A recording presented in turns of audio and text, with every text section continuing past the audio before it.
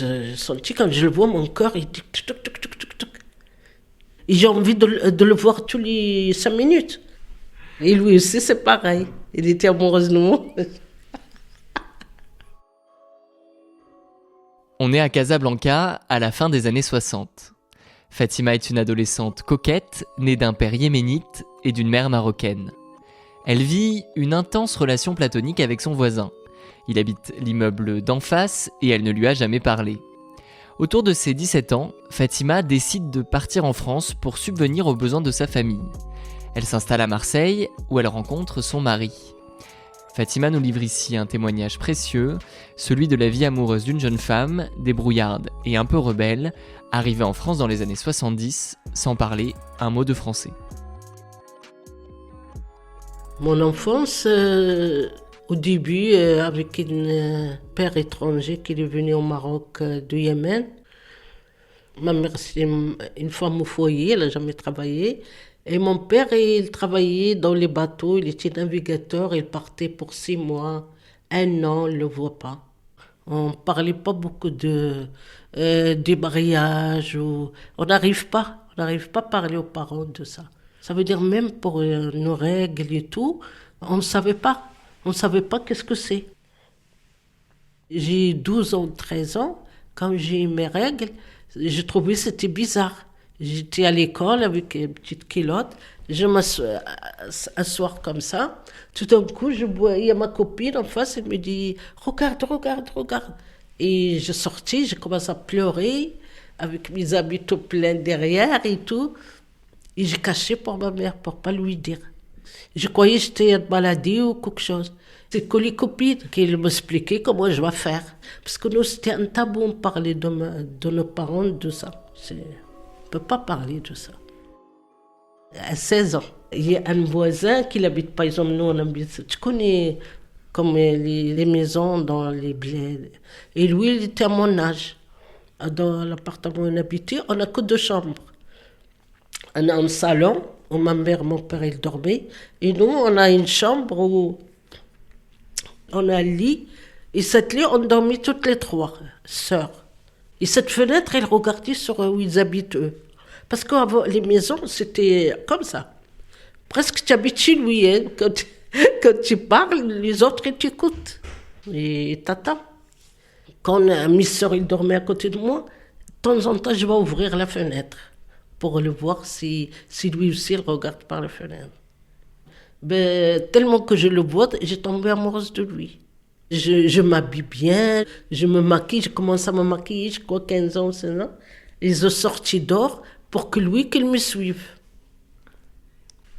Je senti quand je le vois, mon cœur, il dit tuc, tuc, tuc, tuc, tuc, tuc. Et j'ai envie de le voir tous les 5 minutes. Et lui aussi, c'est pareil. Il était amoureux de nous. Quand je pense à ça, mais on n'a jamais parlé. Il n'y a personne qui le sait. Tout le monde, même les voisins, il ne faut pas qu'ils savent. C'était tabou, on n'arrive pas à parler que tu vas sortir avec un garçon ou quelque chose. Non, c'est impossible. Mon père, il a pris sa retraite. Et j'ai vu mon père, il est en train de galérer pour nous faire vivre, pour nous faire manger et tout. Ma mère, elle n'a jamais travaillé, elle ne sort même pas, ma mère. Elle fait ni course, ni rien, elle ne connaît même pas acheter 1 kilo de tomates. Rien du tout. C'est une femme à la maison et c'est tout. Moi, j'aimais sortir. Depuis que j'étais jeune, j'aime beaucoup sortir. À cette époque-là, je ne gagnais pas grand chose et je le donnais à mon père. Un jour, je partais au hammam. Tout d'un coup, j'ai rencontré une cousine qui était au Maroc et après, elle est partie en France. Elle me dit, pourquoi tu ne viens pas en France? Comme tu as tes papiers français. Je ne savais même pas, moi, si j'ai des papiers français. Il me dit, oui, oui. Comme ton père, il m'a dit, il est du Yémen. Et comme il a fait la guerre avant moi, et ton père, normalement, il est français. Il m'a dit, ben, si tu viens en France, tu vas travailler ou tu vas faire les études ou tu fais quelque chose. Ça y est, ça m'a mis dans la tête. J'arrive pas à dormir le soir. J'ai dit, et même si je vais partir en France, je vais chez qui? Il me dit, c'est pas un problème, tu viens chez moi. Je t'amène avec moi. Je me suis préparée. Mon père, jusqu'à les derniers jours, il me dit, tu vas pas, tu vas, mais j'ai insisté que je vais. J'ai assisté. J'ai commencé à pleurer, j'ai crié. Et moi, quand j'étais jeune, j'étais très rebelle. J'ai peur de rien. Ça veut dire que je peux affronter ma mère, mon père, et j'ai pas honte. Je peux parler. C'est pas comme aujourd'hui. Je lui ai parlé, je lui ai dit non, je vais partir. Il n'y a pas question que je reste. Mon père, il m'a dit ça va. On a pris le bateau. Moi, la première fois que je vais partir du Maroc. J'ai jamais voyagé. Même au Maroc, j'ai jamais voyagé. Même avant, je connais pas moi le Maroc. Je connais que Casablanca, ou le quartier, même Casablanca, on le connaît pas. On connaît que le quartier où on habite. C'est tout. Tu m'amènes quelque part, je suis perdu. Quand le bateau il sortait ici de port, j'ai vu Marseille tout noir. Parce qu'avant, Marseille, il n'y a pas de construction neuve. C'était tout vieux. Puis ça, j'ai commencé à pleurer. J'ai dit, qu'est-ce que je fais ici? J'étais triste, parce que je ne connais pas parler français beaucoup. Je suis perdue. La cousine, elle a 3 enfants. Dans sa tête, elle me fait venir pour garder ses enfants. C'était pas pour que me fait travailler. Elle m'a pris mon passeport, elle m'a dit, Fatima, donne-moi ton passeport, comme ça, je te le garde, tu vas le perdre et tout. Moi, comme je connais pas, j'étais perdue ici, toute seule, j'ai peur. Tout d'un coup, ça commence un jour par jour. Elle sort, elle me laisse ses enfants, elle me laisse la maison, il part, il rentre jusqu'à le soir, qu'il veut. Ça a commencé aujourd'hui, demain, journée, demain. Et avant, on n'a pas de téléphone. On n'a pas le portable. Mes parents, ils n'ont pas de téléphone à la maison. On a le téléphone. Au café, il faut que j'appelle le monsieur de café. Le monsieur de café, il va appeler mes parents. S'ils le connaissent. Il va l'appeler pour que je parle. C'était comme ça. J'ai resté, je crois, 3 mois comme ça. Elle sort, elle rentre. Elle sort, elle rentre. Moi, je garde les enfants. Et quand ils viennent, ils m'envoient pour faire acheter les courses. Et je ne connais pas parler français. En plus, à ce époque-là, il n'y a pas beaucoup d'Arabes en Marseille. Pour voir un Arabe, il faut que tu le cherches pour le trouver. Et tu as envie de le voir. Parce que tu dis, il est comme moi. Tu dis que je parle avec lui pour que... Il n'y a que des Français. Que des Français. Les Arabes, tu ne le vois pas. Un jour, j'ai rencontré une jeune fille de mon âge. Je lui ai raconté qu'est-ce qui se passe. Elle m'a dit, mais pourquoi tu restes comme ça? Tu peux aller travailler, tu peux chercher du travail. Elle m'a amené chez l'assistante sociale, elle a rencontré l'assistante sociale. L'assistante sociale, après, elle m'a donné une chambre à côté d'elle où je vais dormir. J'ai rien payé. Je lui ai montré des certificats de nationalité. Elle m'a dit, c'est bon, avec ça, tu peux travailler, tu peux...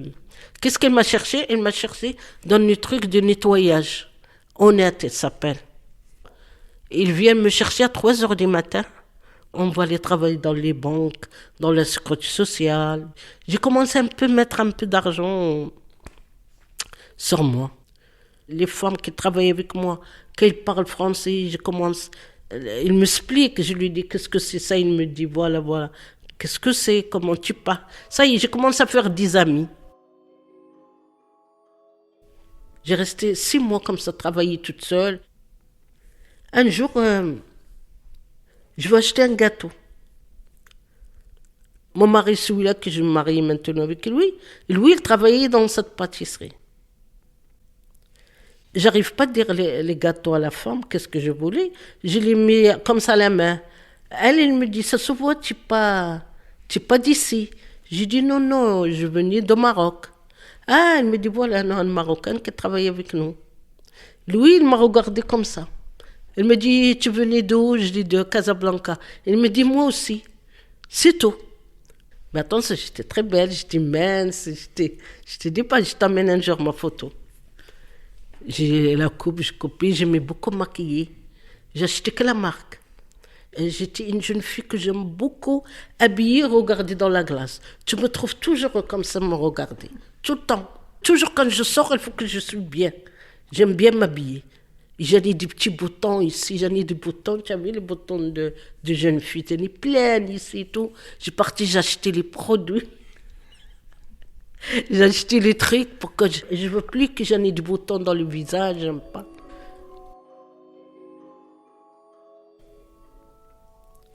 Et j'en ai un gâteau quand je venais en France, un seul gâteau que j'aime beaucoup, le flan. Parce qu'il était grosse. Parce que quand je le mange, ça me fait remplir à la ventre. Même si je n'ai pas mangé, c'est pas un problème. Et quand j'ai goûté le flan là-bas, c'était très bon. J'ai parti, j'ai encore 2 jours, 3 jours. J'ai parti encore, acheter les gâteaux. C'était la même chose encore. Quand il a attendu ma voix, il me disait bonjour, c'est tout. Un jour, je ne sais pas qu'est-ce que je voulais acheter. J'ai parti à marché Noailles. À Marseille, c'était Noailles le marché. Et lui, il rentrait aussi. On s'est vus. Après, il me dit, tu veux boire un café? Et moi, j'ai dit oui. Il y a un café, il était là-bas à côté. Alors, ça existe toujours, ce café encore. Lui, elle a l'expérience. Elle était déjà en France. Avant moi, il connaît. Elle était mariée, elle a 2 enfants, c'est un homme, il connaît. Moi, non, j'étais timide, j'étais une jeune fille de 18 ans, 19 ans, comme ça, timide, qui venait de Maroc, elle ne même pas parler, rien du tout. J'ai dit oui. En même temps, je n'ai pas fait confiance à lui. C'est comme j'ai peur de lui. Comme je l'ai vu, c'est un homme déjà qui a l'expérience et tout, mais il ne m'a pas dit qu'il est marié tout de suite, ni rien du tout. Elle ne m'a pas parlé de sa vie, ni rien du tout. Pendant 6 mois, je ne l'ai plus vue. Un jour, elle était dans sa voiture, une voiture bleue. Je n'ai jamais oublié cette voiture. Je crois que j'ai tombé plus amoureuse de la voiture que lui. Pour moi, quelqu'un qui a la voiture, c'était bien. C'est tout. Elle m'a vue. Elle me dit, monte, monte. Elle me dit, tu veux pas qu'on va boire un café? J'ai dit oui. Lui, il t'amène pas trop loin hein, que dans les cafés. J'ai tombé amoureuse de lui. J'ai devenu folle à 19 ans. Je rêve que de lui. La nuit, le jour. Le pâtisserie où il travaillait, je vois tous les jours. Exprès. C'est pas pour acheter les gâteaux. C'était pour lui. Et quand il n'est pas là, je demande la patronne, c'était elle, la vendeuse. Et lui, quand je lui ai dit, il me dit, attends-moi 10 minutes, j'ai fini et tout. Ça y est, ça a commencé comme ça avec lui. Et lui, il a eu des problèmes. Sa femme, il était au Maroc. Il n'est pas divorcé encore. Sa femme, il veut venir en France. Et lui, il veut pas l'amener en France. Tu sais, à ce époque-là, les hommes, ils n'amènent pas les femmes avec eux. Ils le laissent au Maroc. Et eux, il vient, il dit que pour travailler, après, je vais faire une affaire ou quelque chose et je rentre au Maroc. Il y a beaucoup qui ont fait déjà ça. Lui, chaque fois qu'il va au Maroc, il trouve des problèmes. J'ai eu beaucoup d'hommes qui veulent se marier avec moi. J'étais amoureuse que de lui. Je vois que lui. Il me fait qu'est-ce qu'il veut, lui, j'ai accepté. Déjà que j'ai personne ici, j'étais seule. Je le vois lui comme tout, la famille, ma mère, mon père, tout. Si par exemple je ne le vois pas, je vais dire, ça y est, je suis perdue, je suis seule, je ne sais pas qu'est-ce qui va m'arriver. Il me dit qu'elle est mariée, mais je n'ai jamais demandé qu'est-ce qu'elle va faire. Un jour, j'étais malade, j'étais fatiguée, mes règles ne sont pas arrivées et tout. Et comme je te dis, nous on ne parlait jamais de ça. Quand j'ai parti le médecin, il me dit, mademoiselle, vous avez 3 mois. J'ai dit, de quoi? Il me dit, mademoiselle, vous êtes enceinte. J'ai sorti en pleurant. J'ai dit, le médecin, je ne peux pas le garder. Je lui ai expliqué que j'habitais que dans une chambre, je ne suis pas mariée. Tout. Mais elle m'a dit, mademoiselle, si tu veux le relever, si tu veux faire une fausse couche, il faut que tout de suite, parce que là, tu arrives 3 mois. Et tu sais, avant que tu fasses une fausse couche, il faut que tu vois quelqu'un pour que tu le parles. Est-ce que tu veux le faire ou tu le fais pas? Et tu dis réfléchis. J'ai tremblé, pleuré. Il m'a dit, mademoiselle, on va te donner 1 heure pour que tu réfléchis. Si tu veux le garder ou tu veux le faire. J'ai dit, non, non, non, je veux le relever. J'ai rentré, ils m'ont relevé. Après, lui, il est venu me chercher. On a resté comme ça. De temps en temps, moi, j'allais une chambre. Je t'ai dit que j'allais une chambre. Il venait à la maison. C'était normal pour moi. Pourtant, c'était pas bien que ce que je faisais, parce qu'au Maroc, ils savent que je fais comme ça. Putain. Personne ne le sait. Je faisais que ce que je voulais. J'étais heureuse. Moi, un homme, je l'aime et c'est tout. Voilà. Je vois pas les situations après, qu'est-ce que ça va passer. J'ai tombé enceinte encore. J'ai dit non, non, non, non. Celle-là, je vais le garder. Tu fais que ce que tu veux. Et là, j'ai dit à mes parents. Au Maroc, cette époque-là, c'est grave. J'ai affronté mes parents, moi. Mes parents, quand je veux faire quelque chose, je lui dis. Et ils savent que j'ai un enfant, j'ai couché et tout. Et je lui dis, je venais au Maroc et je vais l'amener. Il va venir avec moi au Maroc. Et tout. Il a bien parlé, il parlait avec mes parents et tout. Ils ont trouvé très gentil, très bien. Ils m'ont dit, c'est celui-là qu'il te faut. Ça y est, on s'est mariés.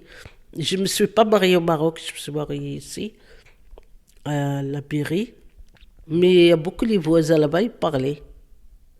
Tu connais le bled comme il est. Il a mené un homme, déjà il est divorcé. Il lui disait à ma mère, elle écoutait les gens. Mais la pauvre, elle a jamais, elle n'arrive pas à me dire. Mais moi, je savais. Je sais. Parce que nous, c'est comme ça dans les Maghreb et tout. Tu n'as pas peur de ta famille, tu as peur des gens. Qu'est-ce qu'ils vont dire? Écoute-moi bien. Avec mon mari, on disputait tout le temps. Parce que je t'ai dit qu'elle a 2 enfants au Maroc, il a un peu de contact des fois avec sa femme. Pour les enfants, il parlait avec elle ou il a envoyé l'argent. Et moi, je dispute avec lui, j'étais très jalouse. J'ai travaillé dans un truc de l'armée. Et qu'elle a tombé amoureuse de moi. Avec des grades, lui. Hein. Les Français. Mais je me rappelle, elle est de Calédonie ou La Réunion, je ne me rappelle pas. Elle était fou de moi. Elle gros comme ça. Et gros, tu as vu que les gens de l'armée, donc les Réunions de l'armée, et costaud, elle est musclée partout. Elle était tout musclée partout. Et un jour, elle m'a attrapé, il m'a dit si je voulais partir avec lui. Il a qu'une émission en France. Pour je crois 3 mois, 4 mois, il va partir à La Réunion. Un jour, elle m'a dit, il me reste 2 jours pour partir. Je n'ai pas donné la réponse. J'ai dit, Dédé, tu vas avec toi? Elle dit, je ne pars pas. Qu'est-ce qu'elle a fait? Elle m'a écrit une lettre comme ça. Mais moi, je n'ai jamais sorti avec lui, il n'a rien du tout. C'est que quand il me voit au travail. Et mon mari, quand il vient de travail, toujours il ouvre la boîte à lettres pour regarder. M'a tombé sur la lettre. Il a pris la lettre, il l'a cachée. J'ai jamais raconté, je te le raconte ça.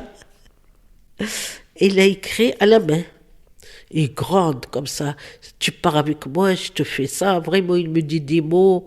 Vraiment amoureux. Le premier jour que je t'ai vu, je t'ai aimé, tout ça.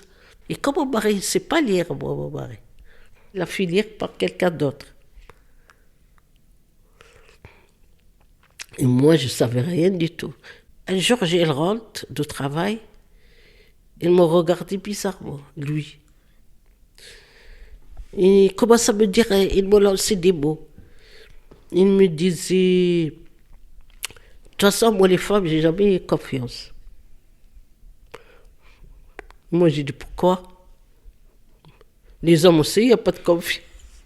Moi, parce que je ne savais rien du tout.